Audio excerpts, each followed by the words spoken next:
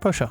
Yeah. So I was talking to my brother, and something that I think Nix, you could very much relate to, is he was talking about like we were having a few beers, and he was like, I was talking about my games, and he was saying like it's so cool that you have like a creative output release with no barriers. Because like how many times have we as animators, as writers, how many times have we started projects because we want to get something really cool out, and then it's overwhelmingly large, and we end up like, you know, halfway through the project or whatever, months in, something comes up inevitably, and then we end up not putting out the project, or not even necessarily finishing the project. And he was saying like, because I was talking about all these stories that I've been involved in for over a year now. Yeah. And he was saying like, it's so cool that you found something with just, there's no barrier between your creative output and just outputting it. Yeah. Which very much is how I feel. Like some of the stories are like, I love it. I have, I was having a really fun time last night. I told you guys about my campaign where hell is breaking loose on one end of a nation, an island nation, and shadow is breaking out on the other. They decided to address the shadow first. I have a player that wrote me a backstory dealing with shadow, dealing with the Shadowfell, that they got aided by some type of shadowy entity from the Shadowfell, some type of entity of darkness. They died and then were reborn as the species, reborn, one of the Ravenloft lineages. Sure. It's a reborn. Essentially, you're just an animated dead body. But they don't know anything about it. And they were like, yeah, you don't have to do anything with that, but I don't know my origins. And I was like, oh, that's so fucking cool. Because the origins of the shadow entity, Kalaris, is like shadow that became corporeal in the void and then became sentient and then moved to the Shadowfell and then started to rule a domain and then eventually fell in love with the devil and then came to the material plane, and here we are. I was like, oh, there's something really cool I could do. One of his powers is to fuck with the campaign. He can create duplicates of himself. He can split off a part of himself, which does make him weaker. And those parts of himself operate within his part of the map. Mm-hmm. So depending on how big of a part of it is, depends on how strong that part of it is. So the player party is going to find and kill the bad guy pretty early on, just as a fun thing. Like, and he's going to taunt them knowing that he's going to die. And part of the taunting is that it doesn't matter that he's going to die. That was already written, right? Now I was like, oh, what if the original split, one became Kalaris and one became this other entity. That entity became the patron of this player without him knowing that he has a patron or who it was that helped him. And then when they get to the final scenes with Kalaris, Kalaris is going to talk as if he knows the player, and the player's not going to know what that means at all, though there will be hints throughout the campaign. Kalaris wants to merge with that player, and I will pause, and above table would be like, hey, you can do this, and it would complete your arc. But you would be merging with Kalaris, and his motives would become a part of your motives. You would become ultimately powerful, and that would be the end of your character as a playing character. Mm-hmm. You could write a new character, but that would be the end of your character's arc. Alternatively, his patron, who kept him alive and whatnot, wants him to usurp Kalaris, making him the ruler of that part of the map. And the player party would then need to fight him. And it's like, yeah, you'll get a little bit powerful, and then we're going to have PvP where you take on the rest of the party, and that is the end of your arc. Or the bonds that you've made with your player party make you not usurp Kalaris, but still eliminate Kalaris, and then essentially voiding you of your patron, and your patron becomes Mystra, the goddess of magic, because you are a wizard. And I will now allow you, after you complete that arc and we have our big boss fight and whatever, and I explain all of that after the fight if they make that decision. You're like, yeah. So, in killing Kalaris but not taking his throne, the shadowy entity that was controlling you now leaves you. And it leaves you. You are now getting your magic directly from Mystra. You can respec if you want to. Mm-hmm. You no longer have to be a reborn. You can go back to being human, and you can respec your wizard class. Same level, sure, but respecing your wizard levels. I was just having so much fun. I don't remember how I got on this topic. You were just talking about how fun it is to have a creative release. Oh yeah, I was just having so much fun writing that because they have a familiar that they wanted to be like a character, and that familiar, I can't help myself but do romance. That familiar is beholden to the patron, but is secretly in love with the player. Jesus. Oh, and then, but that never comes out. That never comes out. It just comes out as loyalty. Yeah. Until whatever decision they make, if they make a decision where they get to continue playing that character, that familiar gets freed because she was also beholden to the patron. She gets freed as like a semi-corporeal spirit who can then be an NPC follower who is in love with the player character.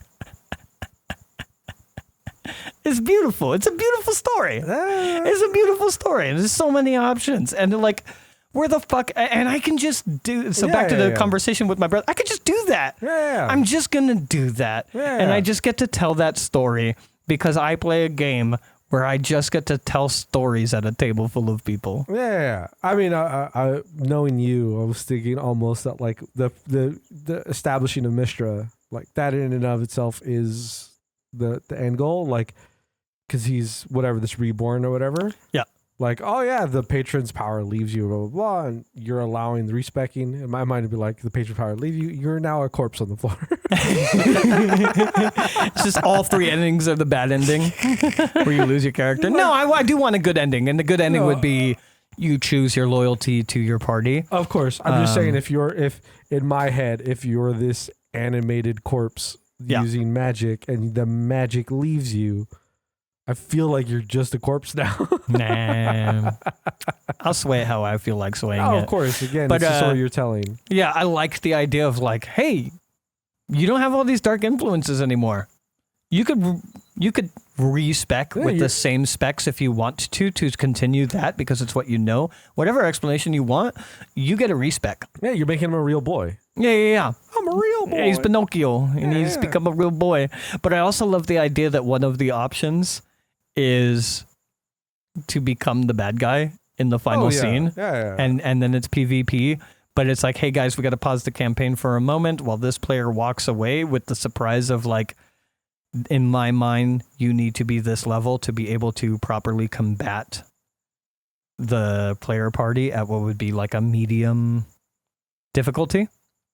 And then have a PvP as the ending of that story. That's amazing.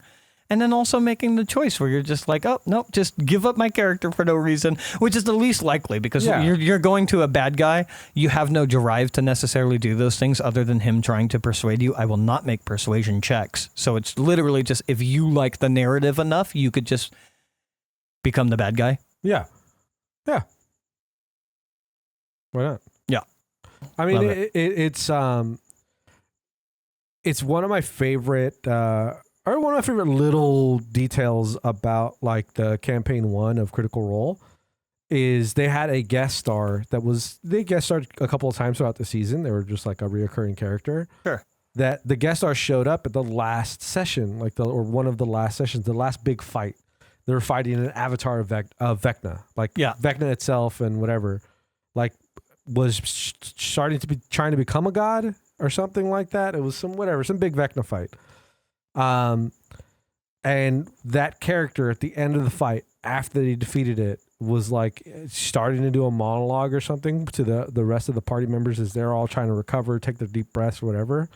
As he grabs Vecna's hand and slices it off with his axe, and then he uses the teleportation spell on it, and he's like, "All right, I'll see you guys," and disappears from the party, like goes away, like betrayed the party to get the hand of Vecna. Yeah, and like I was like, "Oh shit, that's really cool." Like that's a cool moment where like, yeah, you as a player just decide like you could be like the bad guy. well, especially if like you're a guest player, you could just decide to betray the party and leave. Yeah. Like, I mean, that makes it easier, but like, it's also like if you were kind of like what we talked about before, where like you have to really trust your player. Yeah. And like everything. But like, if you're going to be a double agent in your party. Yeah. Like that to me is like, I don't know how exactly you'd make it work, but to me, well, that's what I love about this is that like, I am going to give hints. So, part of my player's backstory is they were like, hey, I don't want, so the hook is you are a representative from another nation.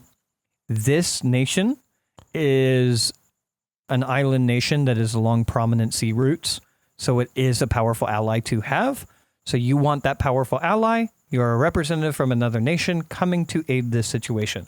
And the player was like, hey, can I not be a representative? Can I have the shadow appearing on the material plane be a call to my character? I don't know why. But, you know, as a DM, you can play with that if you'd like to. But can I not be this, like, super established representative of my nation? Can I just be some guy that decides to tag along? And it's because I'm drawn to the shadow? Yeah. And I was like, oh, yeah, for sure. And then I started thinking about all of these things. And it's like, oh, to make him, like, the thing. You know what I mean?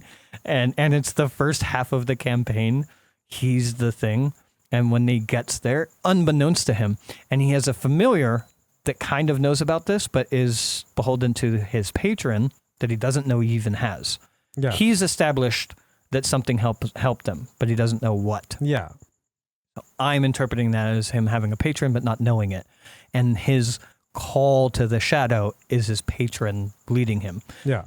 And to have the familiar as an NPC that I get to play or voice, just kind of dropping hints of like, hey, do you feel it? You feel it calling you? We have to go type deal. And then when they finally get there, I kind of want the familiar, despite this not being ability of the familiar, it's an ability of the patron to cast time stop and be like, hey, here's what you're supposed to do in this situation, giving the patron's motives. Yeah. Giving that option. And then Kalaris is going to try to persuade him to do what Kalaris wants. And then the obvious third option is do what the party wants. So that's kind of how I'm going to accomplish it, but it all happens at the big bad fight. Yeah. And it's like at the big bad fight, there's this huge player choice thing of what they are going to do, and it changes what the big bad fight is. Yeah. I think that's amazing. Yeah. And I think it's amazing, going back to what my brother was saying, that I just get to do that. I just get to fucking have creative output and just tell stories. And there's no barrier between, it's the great part about D&D is like, there's no barrier. Yeah. There's no like, oh, I got to record this. I got to edit this. I got to animate this. Yeah. I gotta get rigs. You don't have to do any of that. You literally just start talking at a table full of people. Yeah. The only barrier is something that even you have worked enough to like, or at least you have a lot of comfort in that you don't have to do, or you don't feel like you need to do an excessive amount of pre-writing. Like you still do, and I still imagine you still also mull over ideas when you have the opportunity to. 100%. But like it's also like when you've given yourself that ability to do the like improving, even though you still do have a general place that you want the story to go. So like, yeah, I mean, it's ultimate like creative freedom. And it's also something with like, I've known like Gray since fucking 9th grade in high school, and forever I've known Gray to have a world. You know, you've always had this tome that you talked about, your encapsulation of this, your creative ideas that you've had for such a long time. And like, yeah, you just have taken that into your TTRPGs. Yeah. It's my TTRPG wasn't originally a offshoot of that tome, so to speak. It was an offshoot for something else, and then it just kind of ran into it because I decided, you know what? It'd be really cool if this world right now that I'm making for this specific character to exist in, and is becoming a whole beast on its own, it is just like the world that I've been using for the last 10 years of 15 years of my life. I feel probably closer to 15. 15. Because I think Terra came into old Terra came into existence in 2015, so it would have been 15 years at that point. Maybe more. 2015 would be 10 years. Maybe more. No, I think 15 is more appropriate. Okay. Because elementary is probably when I started actually putting things in my head together. And it kind of just, I'm like, what if this old Terra was actually old Terra, and it was like 1,000 years before my current story? Yeah.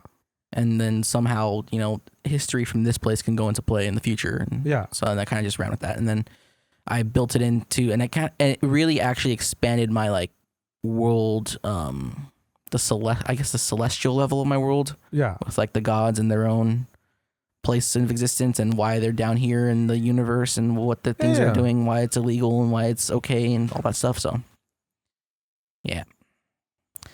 Yeah. Yeah.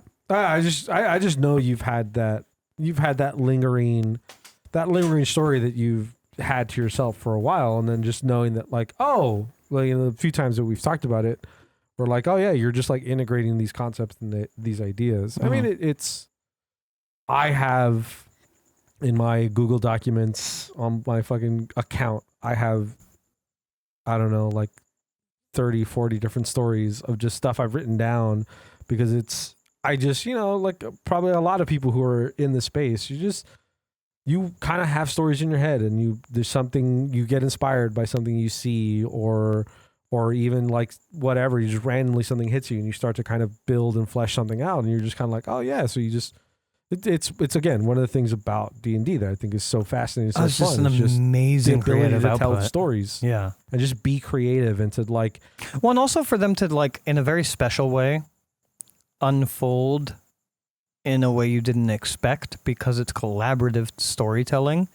So like I wrote just there was an NPC that they put into an orphanage, and then I wrote just a point of intrigue with another orphan.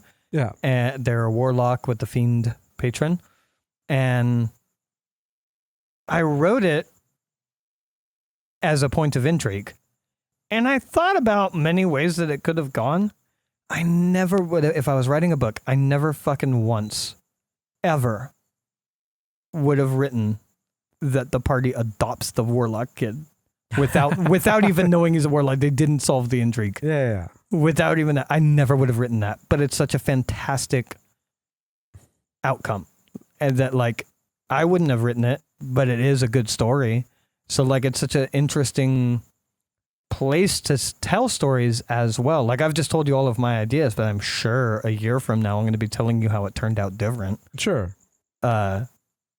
It's a great creative output for expressing your ideas and stories that you want to tell, but then it's also going to be interesting to you as it unfolds over the course of a campaign, how other people interact with that, with that narrative. I mean, that's like the creative expression as a player is just kind of you and your character, your character and your backstory. And then some of it can come about depending on the scenarios that get played out and like how you go about answering things or how you go about challenging your DM. Yeah. And like the DM, at least for me, when I DM, it's like, oh, I set this up. I have the world. Yeah. I created these different NPCs. And it is that interaction with my players where I go like, oh yeah, how does this all unfold? Yeah, how does fucking this break apart? Guns and gangs. I didn't expect Sheriff Rose to join your group. I wrote Sheriff Rose. I wrote who he was. I wrote the importance of him. But you guys adopting him? I didn't write that. It just happened. It happened over time. Yeah. the amazing cinematic moments of Ace's infiltration of the 103rd. I don't even like splitting the party. I didn't write that. You wrote that as a table. Yeah. You know what I mean? But I wrote the world. I wrote the general narrative. I wrote the story that I wanted to tell. And then you guys butchered it. No, and then you guys changed it in positive ways. You changed it in very, I fucking never in a million years when I wrote Wen did I expect Wen to be a romantic partner of one of the the players.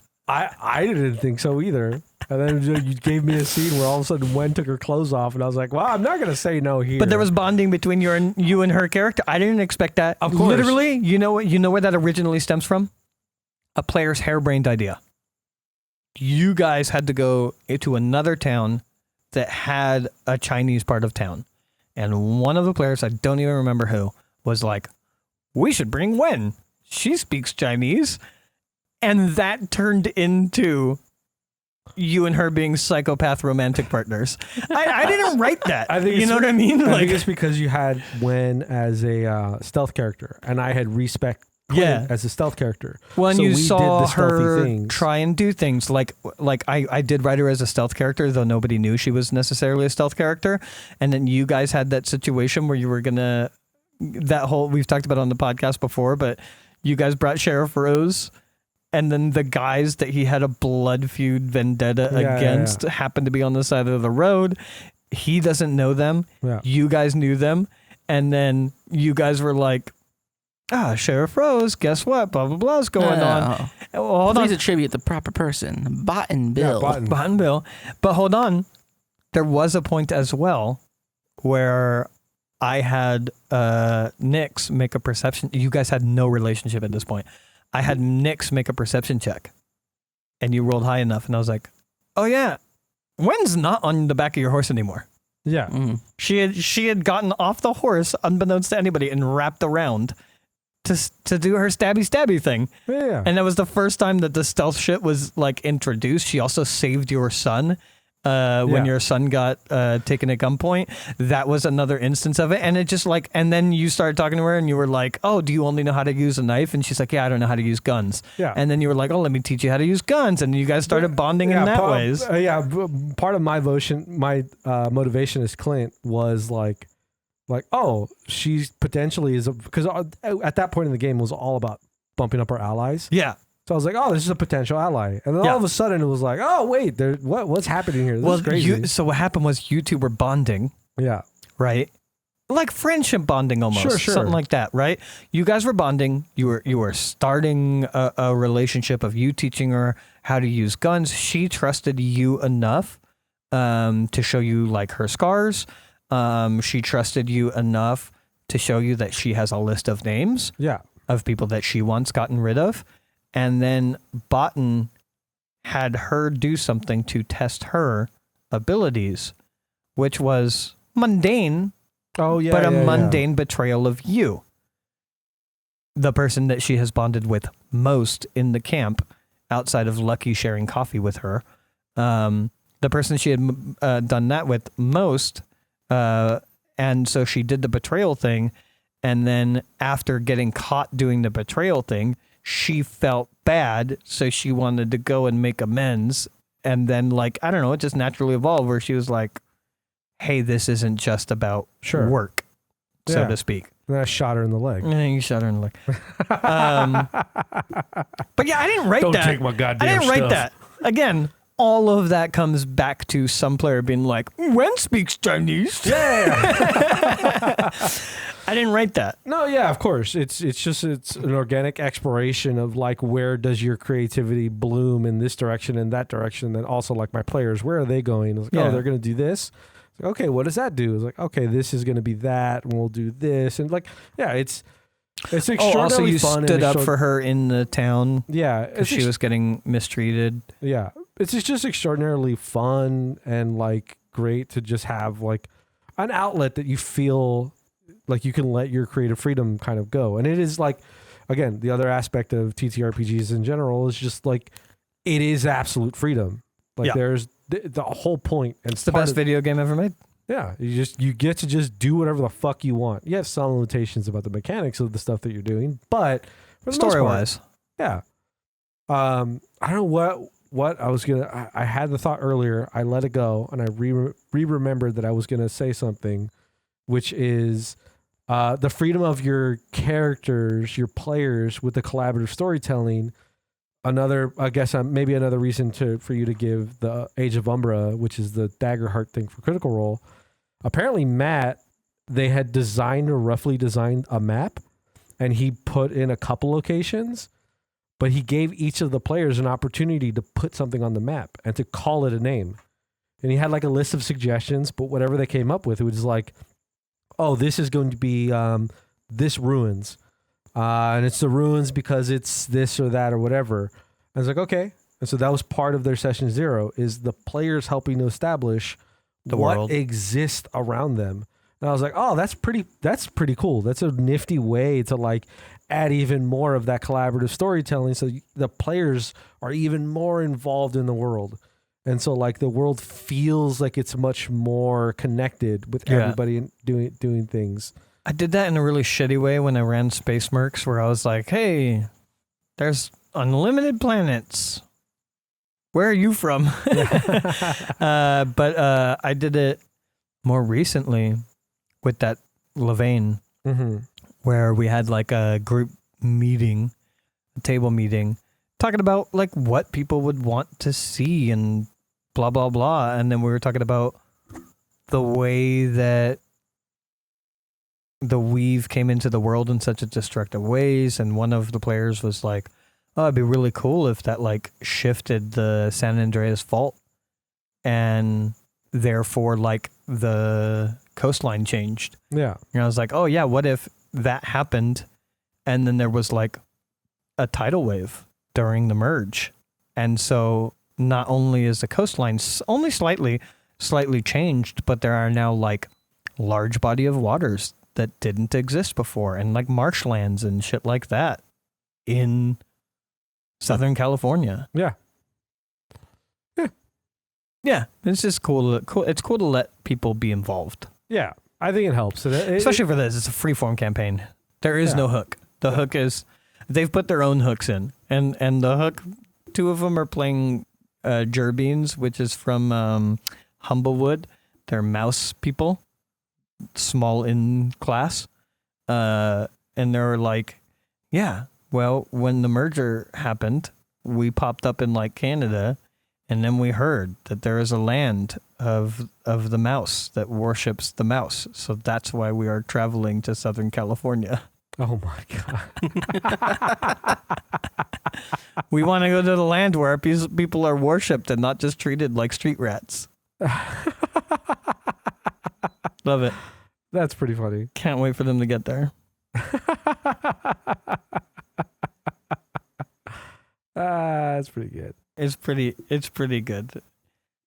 They loved all of the darkness.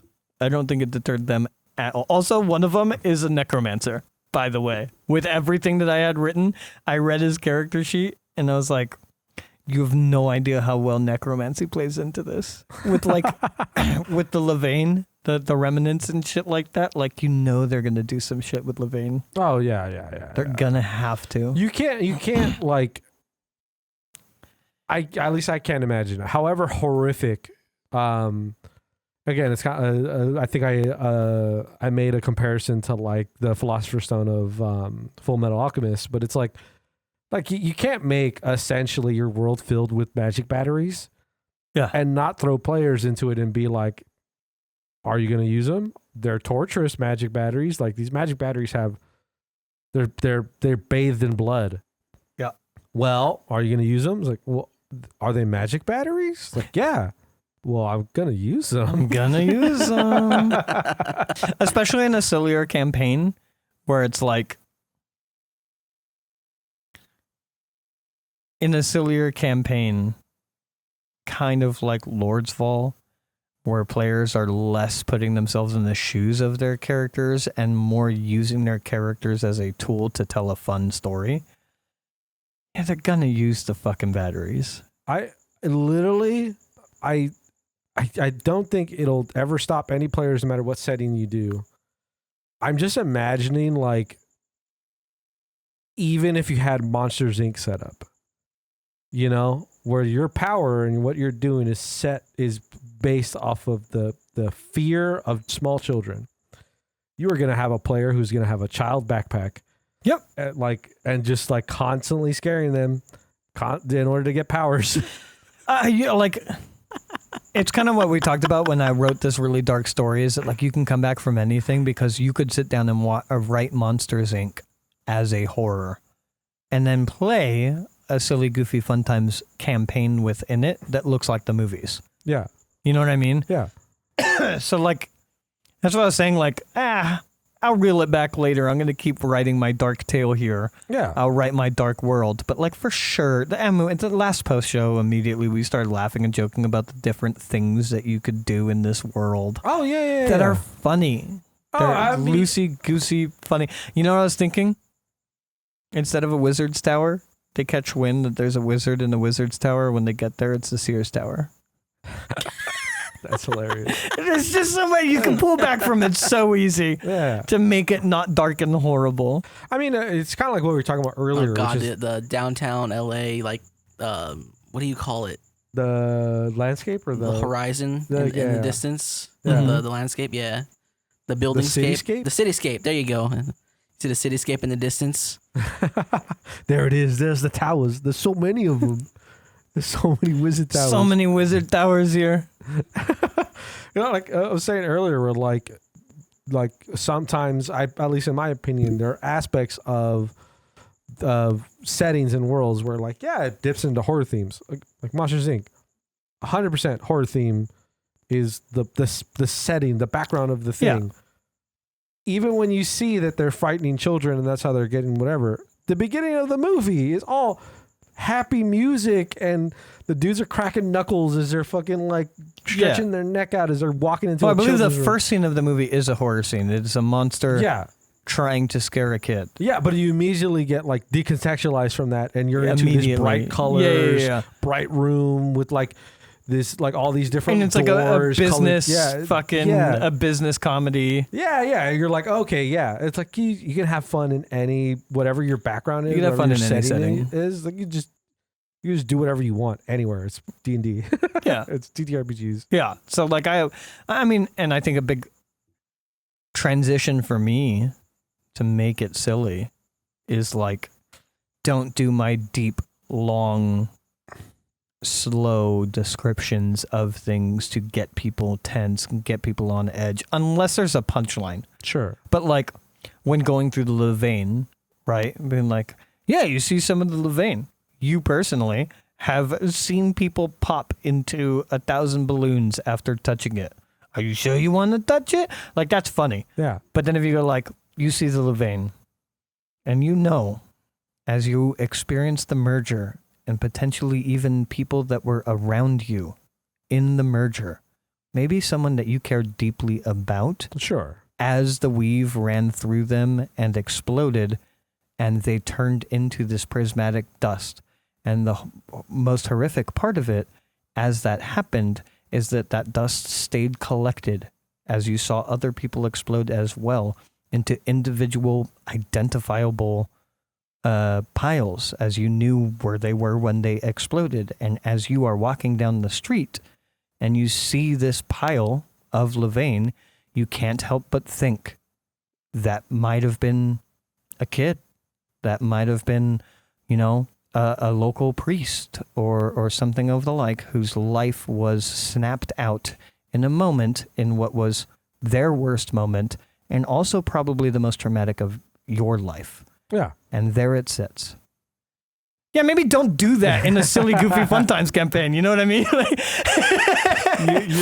you know what I thought of? That like just a random thought about based on the Levain stuff would be if there is like a fractal electrical noise. Yeah. Like there's just like a weird noise that just like if you get close enough to the Levain, it's like it maybe even looks like some of the particles are rubbing against each other. Maybe that's where the noise is coming from. And then if at some point somewhere lost in something where the players could uncover it if they want to, if they record the sound and then they adjust the sound and they repitch it, and it is just like that person's final scream. They're just stuck in an eternal place of screaming. Eternal scream is just captured in this vein. Love it. But yeah, it's easy to reel back and play any style campaign. Oh, of course, yeah. In any, you could play Monsters Inc. as a horror if you wanted to. Oh yeah, So easily. Yeah. A noir horror. Noir horror Monsters Inc. Yeah. Love it. God, I want to do the 1950s Delta Green noir. All I want is to, like, if you do give us the Honey Heist, like, sure. We have the noir narrative. Yeah. All I want to do is just like give up my tokens of that to Gray, just to have him. Nope. It's inspiration. You can only have one inspiration at a time. Yeah, no, But there's no reason not to use it. He's just spending them. It doesn't matter. It's an unlimited resource that you can always do. I am happy to, at any point, always pause the campaign for you to re-up your inspiration. Love it. And then re-roll. If you're re-rolling throughout the whole campaign, great. That means we hit the tone. If you don't re-roll at all, then we just have a good time playing with straight rolls. Not a big deal. Either way, it's amazing. Yeah. How does Honey Heist do it? I believe it is just kind of like is there a resource that you spend? Yes, I believe you have like an amount, or maybe I think it's like one that you can use per session, per like story being told. Is each character has a instance in which you can do the, what is it called? In those heist movies with that flashback. Is it just called flashback? Yeah, whatever. I know. Yeah, the heist flashback. Like, yeah. Do you have an instance where your character, given any situation, no matter what, you could do a heist flashback to get a thing, to get like something beneficial to happen for you. Oh, yeah. That's how it worked. Is it got you back. It got you like an item. Yeah. Or like just a setup. Like if you're about to go here, it's like, don't worry, I got a guy. And all of a sudden, like, you give the flashback of how you hired someone or whatever, and now that person just exists now. Yeah. Okay, so it should be a resource system. I didn't want to say it, but in the buddy cop thing, I want to have essentially that kind of resource is an ally in the city. So you get to just at any point, you get to call somebody to be like, or like as you're driving, like, don't worry, I got a guy. And you're just making up a guy. And you just go to a guy and the guy helps you. For silly, goofy systems, I think that's such a great tool. Yeah. Because it's just telling your players, like, hey, you have to RP. You have to do a fun RP and you get a reward for it. I might even sit down and be like, oh my God, wouldn't this be funny? There's a timer. And it has to be successful, it has to be between 30 seconds and 60 seconds. If you go under, you don't get the inspiration. If you go over, you don't get the inspiration. So you're like sitting there trying to do your fucking little like, as I sat at the table looking across from this scumbag, I can only help but think, what if that was me? What if I was in his shoes? What if the decisions I made in my life brought me to the position where someone like me was sitting across asking me these same questions? and you just do that and like you're trying to hit that time, but you don't get to look at the clock at all. And it's like, unfortunately, that was 65 seconds and you do not gain inspiration, Gray. I am sorry. Like well, the anyways, point. What was I saying to myself? I was saying a thing about this guy, and that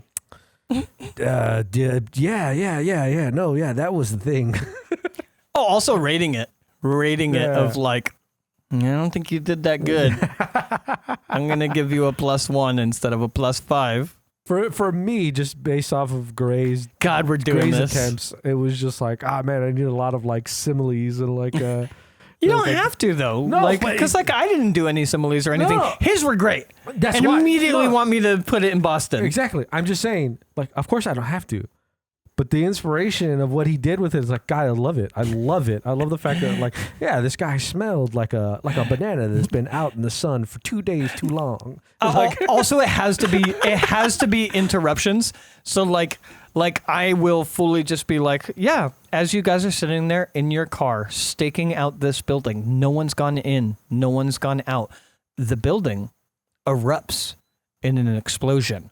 And you guys are kind of caught in what is this frantic behavior as people are running around. And as people are running around, you notice, blah, blah, blah is moving through the streets and you only have moments to catch them. What do? Okay, we turn on our car, we floor it. We're going to try and chase them down or whatever. But instead, it could have gone down like this.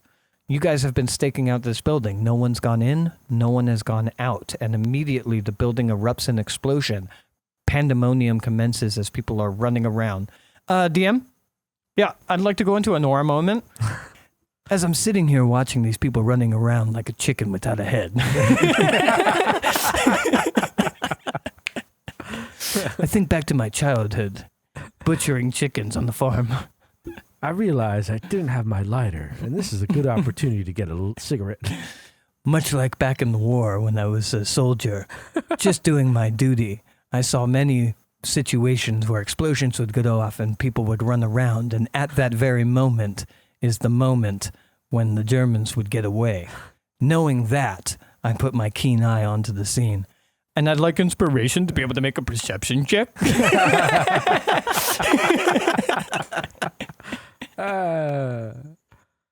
good. Oh my God, if you have to call out your check. Oh, like before or? No. At the end of it is like, here's my spiel. Here's what I'm trying to get out of it. Oh, but sure, with my noir fucking. Yeah. I love it. I love it because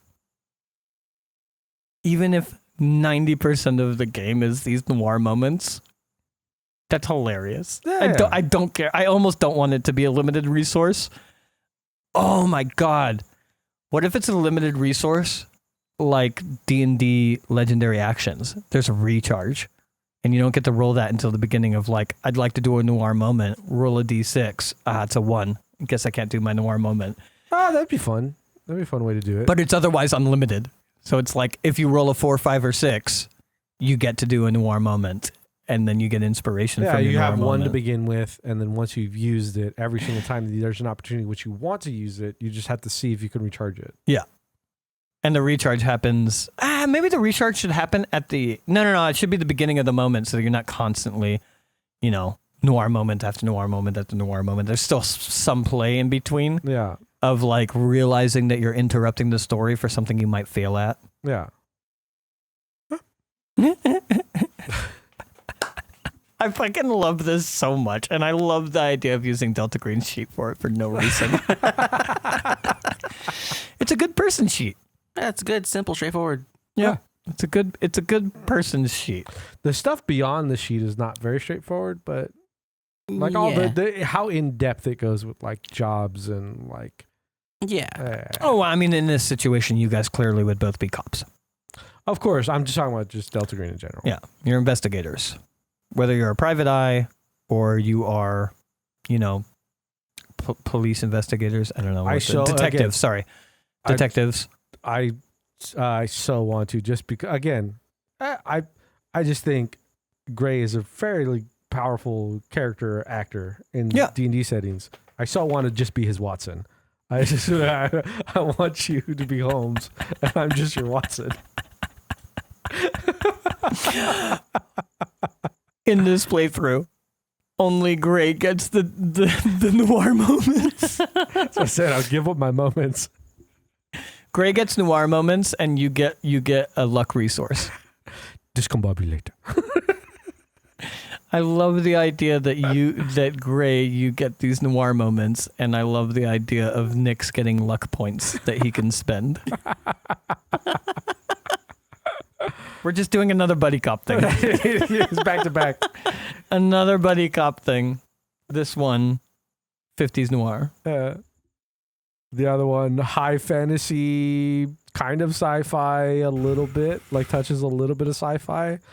If like essentially if you had a modern city that came from a high fantasy city. Like how, mashing that concept together. We gotta get our fucking backlog done so we can start doing this shit. Because I'm fucking in, man. We gotta play a Delta Green, then we gotta play Buddy Cops, then we gotta play 50s Delta Green Noir. All right, plan. Let's go. And break. Unfortunately, not this week. Because, no, I still gotta finish up stuff. Yeah. I mean, maybe Thursday me and you could record. Potentially. Yeah. What are we on, 2 backlog? Right now it's 2. Okay. We're on a 2 backlog. Sweet. All right, well, cool. Thank you, everybody who might have been listening this far in. And we will catch you next week. See ya. Sure Bye-bye. hope that wasn't a paid show. A free show. It might have been. I have no idea at this point. I don't know if that's free. Yeah, well, whatever. I could cut out things if you want me to. Cut out what? I can cut out things if you want me to. Also, my cuts are good, so you guys won't know what stuff cut out. Who I'll knows? never know. It's just a show of varying quality all across the board.